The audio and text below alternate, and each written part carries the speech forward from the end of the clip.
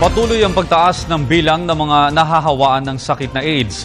Ayon sa karamihan sa mga nahahawaan nito ay mga lalaki. Para sa detalye, balita mo kami, Waywaya Makalma. Lubos na ikinabahala ng Department of Health ang ng bilang ng sakit na AIDS o Acquired Immunodeficiency Syndrome sa bansa.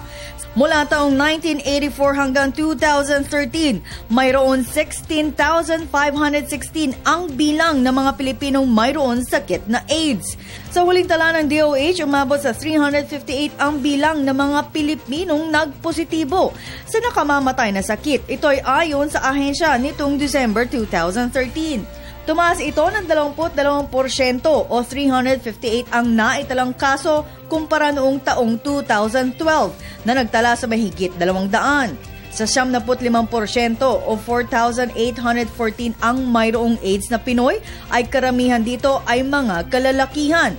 At 59% rito ay nasa age bracket ng 20 to 29 years old. Sa pakikipagtalik ang malaking rason ng mga Pilipino kaya sila nagkaroon ng sakit na ito na umabot sa 74% sa taong 2013 lamang.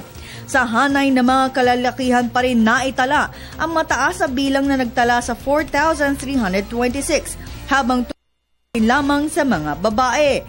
Naitala naman sa National Capital Region ang pinakamataas na bilang na mayroong AIDS, sumunod sa Region 4A, Region 7 at Region 3. Ayon kay Health Secretary Enrique Ona, kada taon ay patuloy ang pagtaas ng sakit na ito, kaya naman maski siya ay lubos na nababahala dahil dito.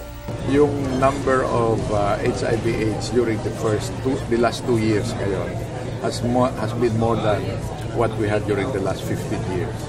Kaya naman, paiigtingin pa ng Health Department ang kampanya laban sa sakit na ito. Hanggang ngayon kasi ay wala pa rin lunas sa sakit na AIDS. Kaya naman, ang tanging maipapayo ng kalihim sa publiko ay maging responsable at practice safe sex. Marami yung mga sexually transmitted diseases. So, ang aking laging payo is sana a little bit conservative tayo. Anong ibig kong sabihin?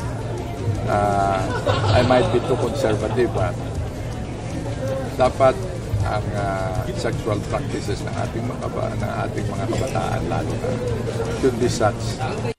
One, they should be aware that to me, sex is the highest form of your proof of love to each other.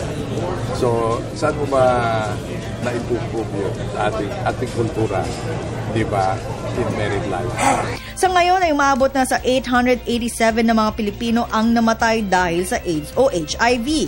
Sa taong 2013 ay umabot sa 179 na mga Pilipinong namatay, habang 177 naman sa taong 2012 at 69 naman sa taong 2011. Para sa Telebisyon ng Bayan, Waywaya Makalma.